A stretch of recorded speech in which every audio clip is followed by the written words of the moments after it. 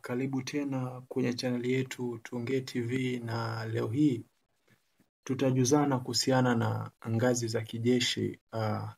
Majuzi umesikia kuna captain ambaye alikuwa anatoa ni kama anatoa usia vile, yani anaongelea kuhusiana na uchaguzi kwamba anataka uchaguzi usitishwe na ameomba kwa mkubwa wake. Sasa je, unajiuliza kwamba Captain Tesha ana ngazi gani katika jeshi? Umenielewa? Kwa hiyo katika jeshi kuna ngazi mbalimbali ambapo kwenye kufanya maamuzi lazima ufuate hizo ngazi. Kwa hiyo tutaangalia ngazi moja baada ya nyingine, na hii itakusaidia kujua kwamba kwa nini Captain Tesha alikuwa anamuomba jenerali kwamba jenerali, naomba usitishe uchaguzi, maana we mamlaka unayo. Captain Tesha peke yake hawezi akasitisha, anamuomba mkubwa wake wa kazi. Kuwa nami mwanzo hadi mwisho wa kipindi hichi utaweza kujua katika jeshi kuna ngazi gani na ni ngazi ipi ni kubwa zaidi katika jeshi. Okay. Katika jeshi kuna maafisa. Sasa maafisa wa viwango vya juu au maafisa wale wakubwa zaidi ni hawa wafuatao, na wao wanahusika katika kutoa maamuzi ya kijeshi na kusimamia shughuli zote za kijeshi ambazo zinaendeshwa katika JWTZ.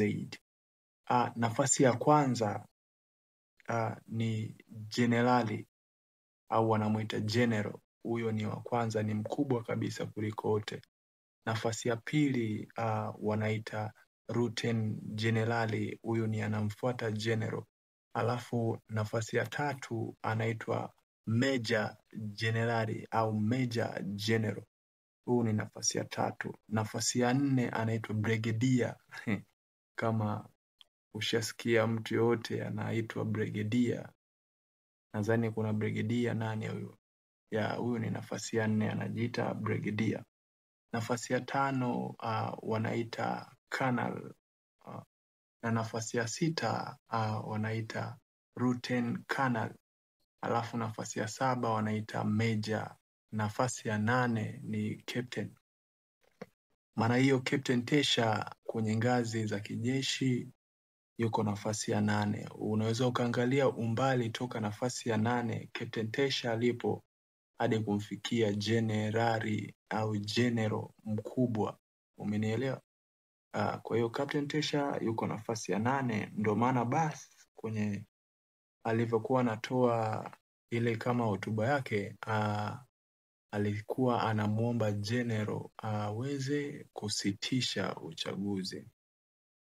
Umenielewa? Nafasi ya tisa sasa anaitwa Lieutenant wa kwanza au anaita Lieutenant wa kwanza, na nafasi ya 10 wanaita Lieutenant wa pili, na nafasi ya 11 ni afisa mwanafunzi. Hawa ni maafisa ambao wako bado kwenye mafunzo, wanaitwa maafisa wanafunzi, afisa cadet, naitwa afisa cadet.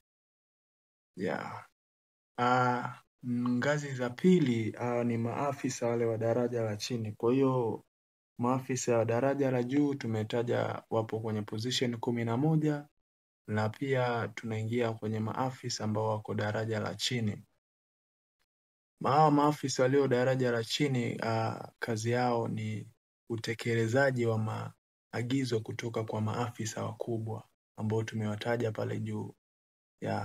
Kwa hiyo hawa maafisa wa daraja la chini, wa kwanza anaitwa Sergeant. Anaitwa nani? Anaitwa Sergeant Major wa jeshi. Hawa ni maafisa wa daraja la chini.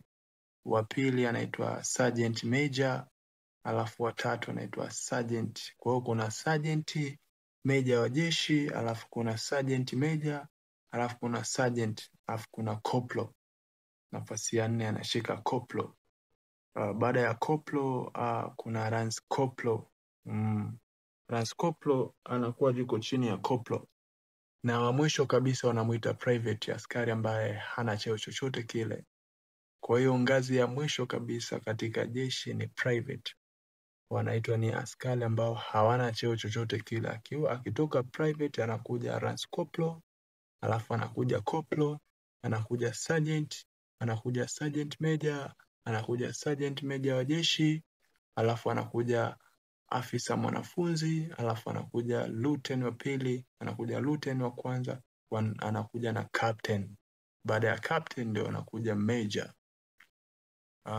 Hizi ngazi zote hizi nilizokutajia zinatumika katika jeshi mbalimbali za Tanzania, iwe ni Air Force, iwe ni jeshi la maji, iwe ni jeshi la ardhini. Ndio iko hivyo. Next time nitaongelea kuhusiana na mishahara yao. Huenda watu wanatamani kuwa wanajeshi lakini hawajui wanapitia mangapi, wanatamani wajue mwanajeshi analipwa kiasi gani. Iko hivyo. Kwa hiyo Tuongee TV ndio habari ya mjini, tutajuzana taarifa mbalimbali.